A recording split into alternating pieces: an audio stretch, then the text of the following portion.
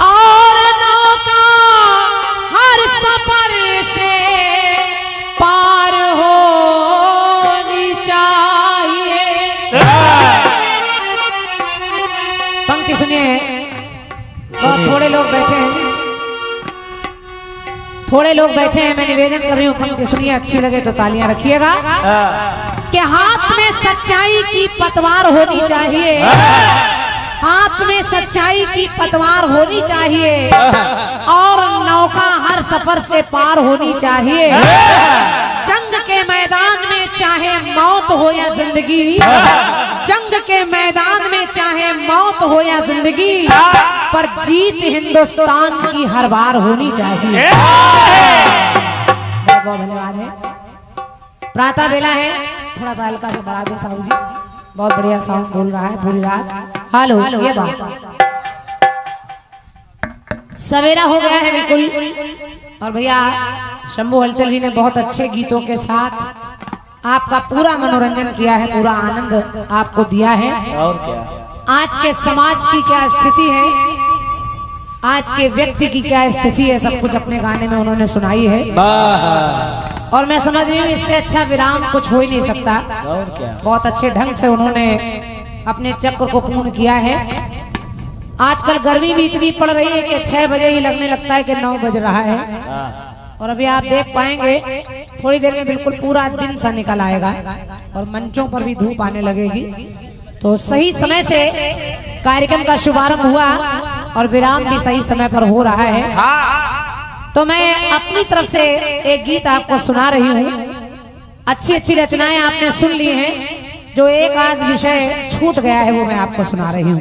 सुन के देखें, क्योंकि हमारी माताएं बहनें भी कुछ बैठी हैं। तो मैं प्रातः बेला में एक अलग तरह की सोच आपके सामने रखना चाहती हूँ। आजकल लोगों से जब सवेरे गीत गाने को कहा जाता है तो या तो वो बताते हैं कि भ्रूण हत्या हो गई, लड़की पेट में मार दी गई, या तो बताते हैं कि दहेज के लिए बिटिया जला दी गई। लेकिन अब समय बदल गया है, अब बेटियों पर अत्याचार इतनी आसानी से नहीं कर सकते आप। जिस सरकार में हम जी रहे हैं इसमें यदि आप किसी बेटी को परेशान करते हैं तो पूरा परिवार जेल सहित चक्की पीसता है। तो इसलिए अब समय बदल गया है, तो मैंने गीत में थोड़ी सोच बदलने का प्रयास किया है। और ये संदेश है गीत के माध्यम से कि सोच अगर हो तो आज के युग में ऐसी सोच होनी चाहिए। और गीत की धुन सुने सुने, सुने।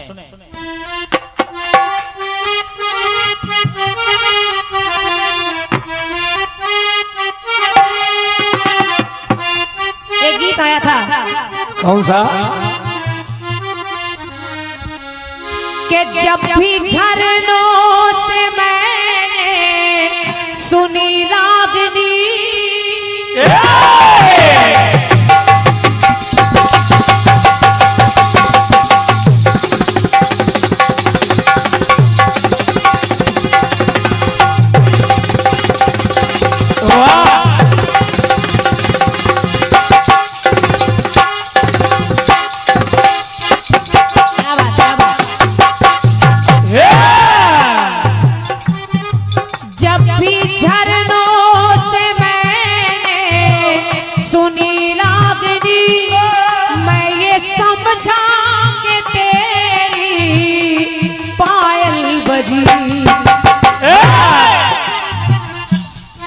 जब भी झरनों से मैंने सुनी रागनी, मैं ये समझा कि तेरी पायल बजी।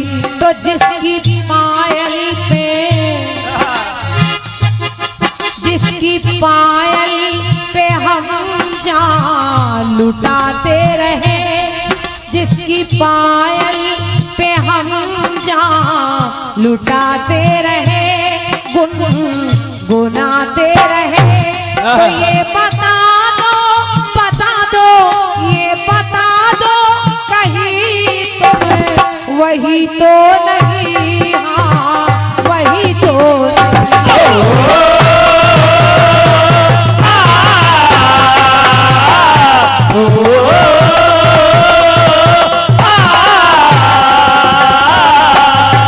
Hey!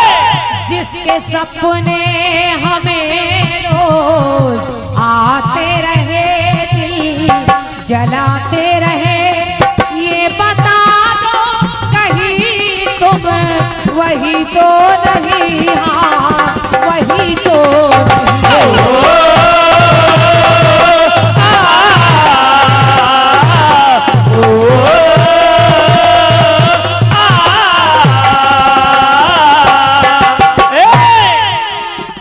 ये 51 मुद्राओं का पुरस्कार हड़हा से आए भैया हमारे रामेश्वर बाबा जी नवयुवा कमेटी के सदस्य हैं, और पूरी समिति को धन्यवाद दे रही हूँ कि आप इतनी देर तक बैठे हैं। लोग कम नहीं बैठे हैं लेकिन बिखरे बिखरे बैठे हैं। बिल्कुल बिल्कुल। 2-4 उधर है, 2-4 उधर है, 2-4 उधर है। कलाकार सोच रहा है हम इधर गाएं कि इधर गाएं कि इधर गाएं, लेकिन आप जहाँ भी बैठे हैं अंतिम चरण का अंतिम गीत है, मन से सुनिएगा आपको अच्छा लगेगा। भैया लड़कियां देखिए, लड़के भाग्य से होते हैं और लड़कियां सौभाग्य से होती हैं। बड़े नसीब वाले वो माँ बाप होते हैं जिनको कन्यादान करने का अवसर मिलता है। ऐसी ही एक बिटिया अपने घर में पली बड़ी और उसके माँ बाप ने उसका विवाह कर दिया। अपनी हैसियत के हिसाब से एक अच्छा परिवार ढूंढा और उस लड़की को इतनी अच्छी शिक्षा दी कि उस शिक्षा का प्रमाण मैं आपको दे रही हूँ कि उस लड़की ने अपने परिवार वालों को कितनी अच्छी बातों से संतुष्ट किया। वो लड़की अपने ससुराल में रहने लगी। बाबूजी धीरे धीरे 1 साल पूरा हो गया। रहते रहते एक दिन वो बहू, एक दिन वो लड़की बर्तन मांज रही है परिवार में, तो उसके ससुर उसके पास आए और ससुर ने कहा कि बहू मैं तुमसे ये जानना चाहता हूँ कि तुमको यहाँ इतने दिनों में कोई परेशानी तो नहीं है, कोई दिक्कत तो नहीं है? तो जरा देखिए उस लड़की ने कितना अच्छा उत्तर दिया। उसने कहा बाबूजी आपकी छत्र छाया में रही जीवन बिता,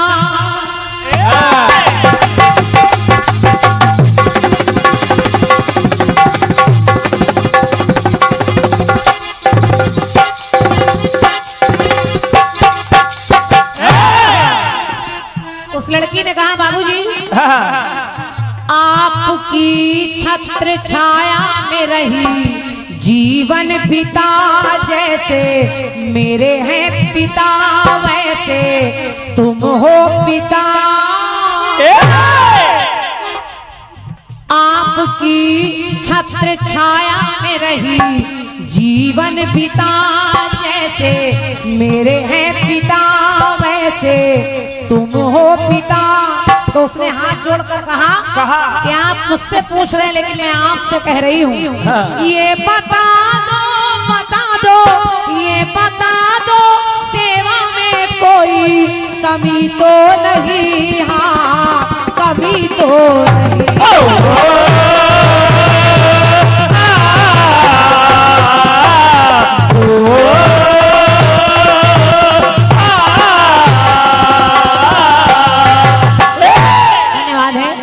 उस लड़की ने कहा ये बता दो बाबूजी कि मेरी सेवा में कोई कमी तो नहीं। ससुर की आंखों में आंसू आ गए तो वो लड़की कहने लगी क्या कि जब मैं शादी होकर आई तो आपके चरणों में मैंने माथ रख दिया।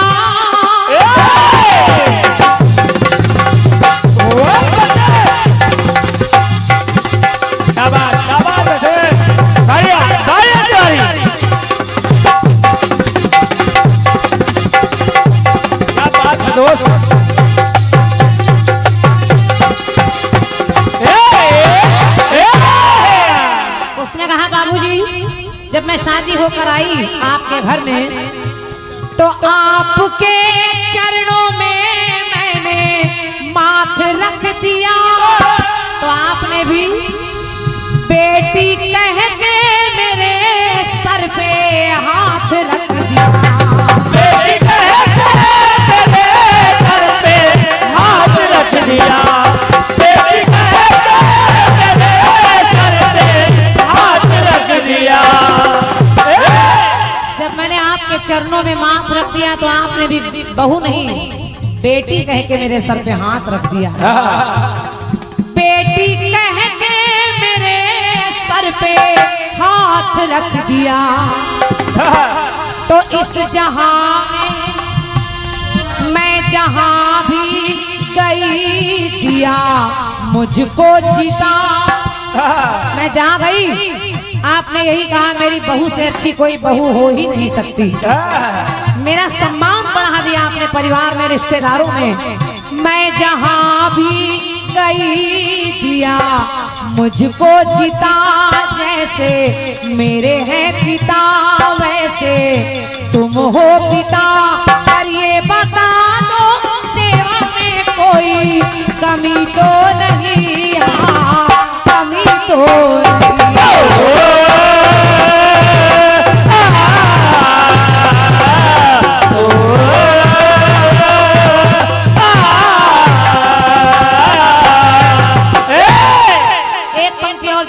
सुनिएगा सुनिए।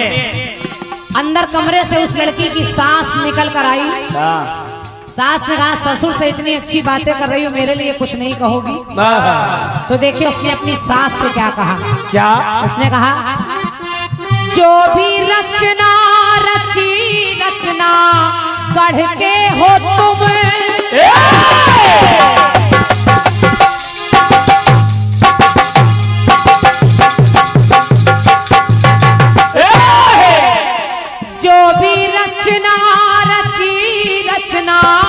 गढ़ के हो तुम तो सास कैसे कहूँ माँ से पढ़ के हो तुम। सास कैसे कहूँ माँ से पढ़ के हो तुम। सास कैसे कहूँ माँ से पढ़ के हो तुम। उसने कहा सास कैसे कहूँ आप तो माँ से भी बढ़कर हैं। हाँ मेरी माँ ने मुझे जिंदगी दी और आपने अपना हंसता खेलता पुत्र मेरी झोली में डाल दिया। अगर आपने अपना पुत्र ना दिया होता तो मैं केवल नारी ही रहती। कभी सौभाग्यवती बनने का सुहागन बनने का अवसर नहीं मिलता। तो जो भी रचना रची रचना गढ़ के हो तुम। सास कैसे कहूँ माँ से पढ़ के हो तुम। माँ की ममता की है जीवन की संहिता। माँ की ममता। साहब चले आ रहे हैं अंदर से नंग निकली। दोनों कहते हैं मेरे बारे में कुछ नहीं कहोगी भाभी। तो भाभी ने कितना अच्छा उत्तर दिया। उसने कहा क्या के तेवर भैया के जैसे करे सब सहन।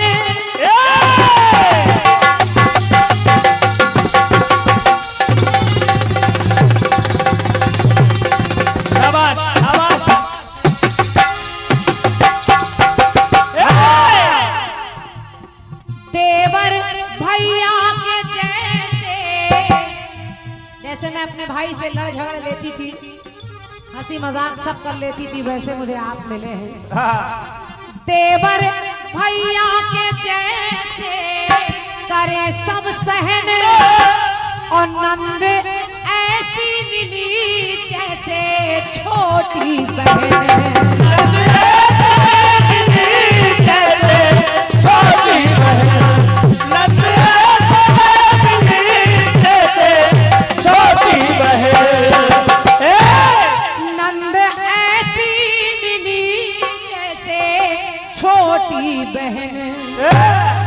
बहन मिली है मुझे नंद के रूप में। हाँ। तो लाड़ और प्यार की जैसे प्रतियोगिता।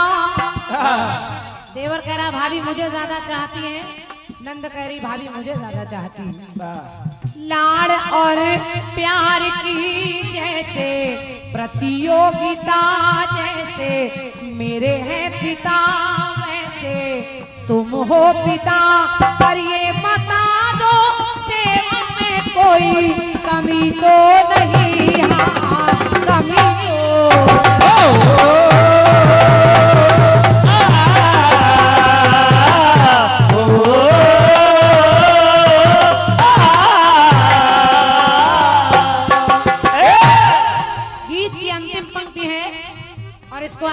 लीजिए जैसे निबंध में उपसंहार होता है वैसे ही है। उस लड़की ने सबके बारे में सब कुछ कहा। पतिदेव कुर्सी पर बैठे बैठे मुस्कुरा रहे हैं और विचार कर रहे हैं कि मुझे कितना अच्छा परिवार मिला है। लेकिन जब उस पत्नी ने अपने पति की तरफ देखा तो उसकी इच्छा हुई कि शायद ये भी चाह रहे हैं कि मैं इनके बारे में भी कुछ कहूं। जरूर कहो। तो उसने अपने पति के लिए कहा और अंतिम पंक्तियों में देखा, देखिए कहा क्या कहा, मैंने जो भी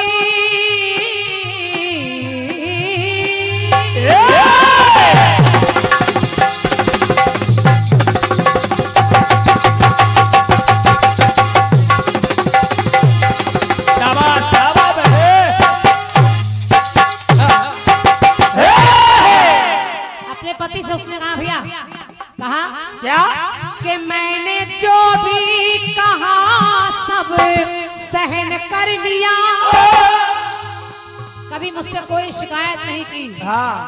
खाना देर में बना कोई बात नहीं, देर से सो के उठी कोई बात नहीं, कोई काम अधूरा छोड़ दिया कोई बात नहीं, सब बर्दाश्त किया है आपने।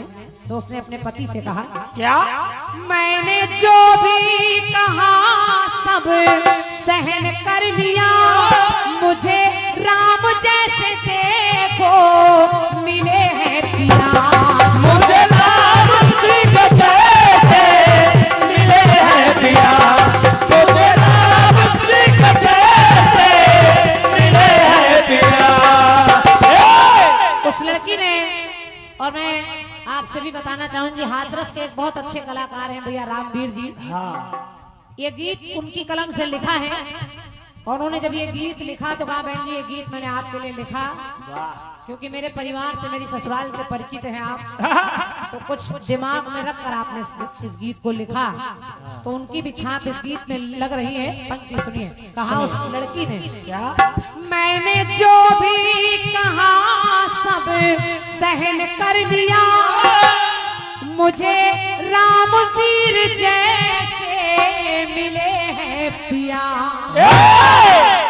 तो एक पंक्ति मैंने इसमें अपनी जोड़ी है जो उन्होंने नहीं जोड़ी। उस लड़की ने अंतिम पंक्तियों में अपने पति से कहा कि मेरी इच्छा तो केवल इतनी है, कांधे पर आपकी जाऊं जले जब चिता।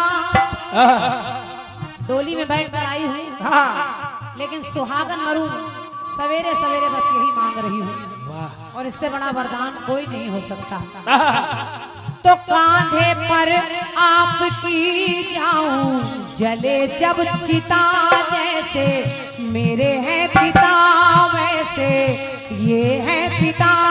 तो उसने बारी बारी सबसे हाथ जोड़कर कहा ये बता दो ये बता दो सेवा में कोई कमी तो नहीं। हाँ कमी तो नहीं।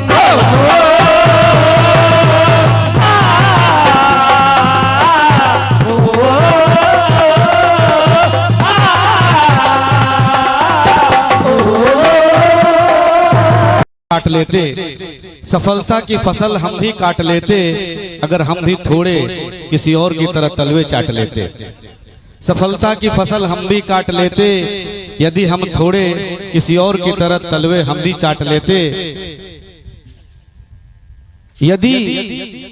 यदि हम अपने से उतरकर थोड़े बेजमीर हो जाते, यदि हम अपने से उतरकर थोड़े बेजमीर हो जाते तो हम भी औरों की तरह अमीर हो जाते। तो हम भी औरों की तरह अमीर हो जाते। तो ये कहने का मतलब है कि जमीर से गिरकर कुछ लोग पनीर खाते हैं, वह नहीं करना चाहिए। बात बाकी मैं तो ये कहता हूँ कि मैं नहीं चाहता कि पूरा कहानी बन जाऊं, मैं नहीं चाहता कि पूरा कहानी बन जाऊं, मैं नहीं चाहता कि मैं अकेले ही बुजुर्गों की पूरी निशानी बन जाऊं। मगर यदि उनका आशीर्वाद रहा तो उनके कहानी का एक छोटा सा हिस्सा बन जाऊंगा, तो मरने के बाद अमर अमिट एक हिस्सा बन जाऊंगा। तो देखिए मेरे तो सुबह और शाम आप लोग हैं।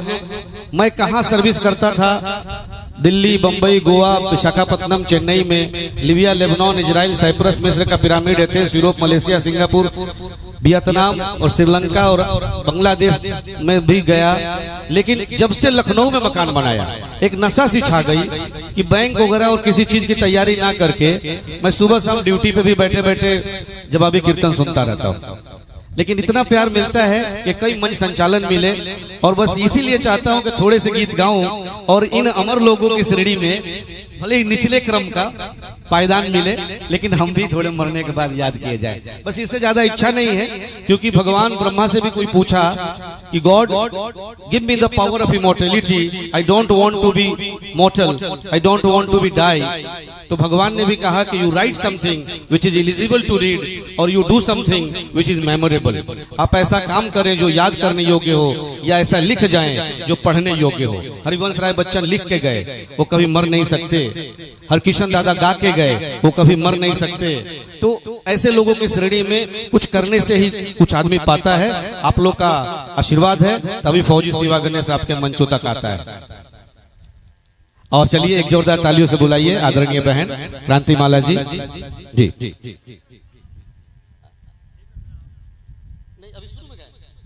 अच्छा ठीक है, ओ चलिए अच्छा ठीक है जी। एक ये YouTube पर गाया हुआ गीत है, लेकिन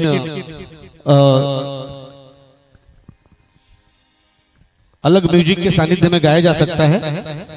धुन है, क्या तुम्हें पता है ऐ गुलशन,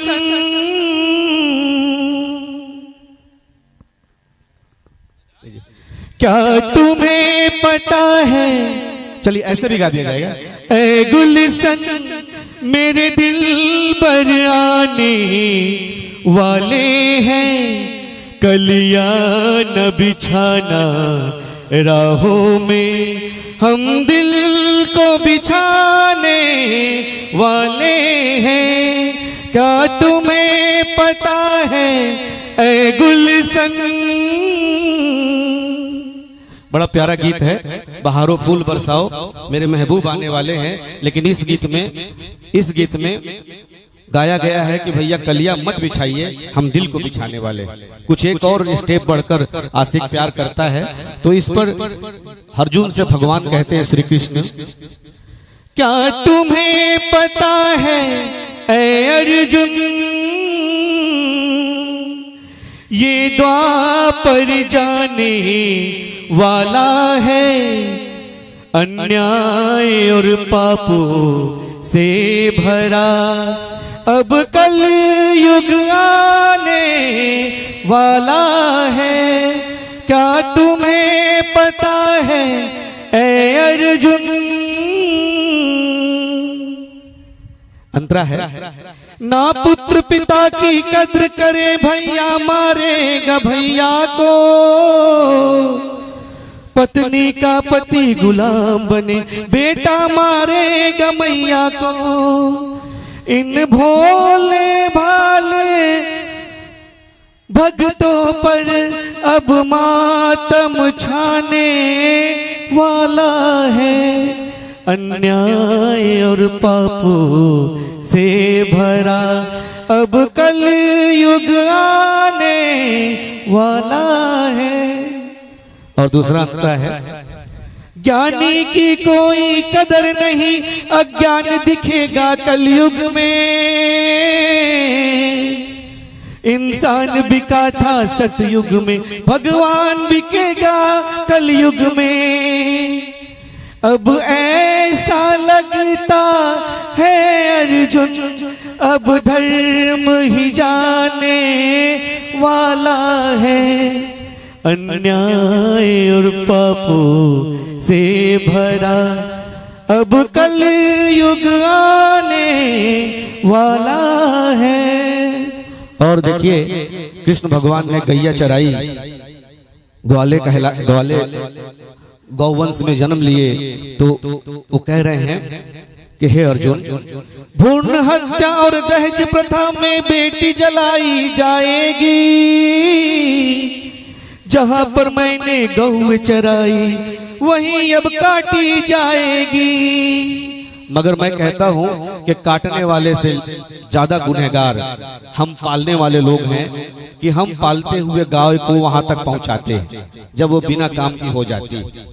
तो हमारे बच्चे यदि वृद्धाश्रम तक पहुंचाते हैं तो कुछ गलत नहीं करते, वो हमें कसाई तक भी पहुंचा सकते हैं, क्योंकि जिन्हें हम माँ कहते हैं यदि हम उसे माँ कह करके भी कसाई तक पहुंचा सकते हैं तो हमारे बच्चे हमें वृद्धाश्रम तक पहुंचा सकते हैं। इसमें कोई दो राय नहीं, हम वो रास्ता दिखा रहे हैं। इसलिए कम से कम अपनी गाय को कसाई तक न पहुंचाइए, भले ही बूढ़ी हो जाए तो उसे अपने अगल बगल खेत में गाड़ दीजिए और फिर उसके ऊपर कोई पौधा लगा दीजिए, ये ज्यादा बेहतर काम है।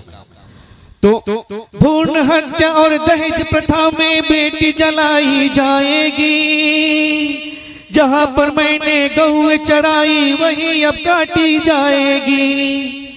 अब ऐसा लगता है अर्जुन अब बादल छाने वाला है, अन्याय और पापों से भरा अब कलयुग आने वाला है।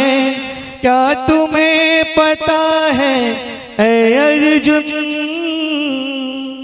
अब द्वापर जाने वाला है, अन्याय और पापों से भरा अब कलयुग आने वाला है। धन्यवाद।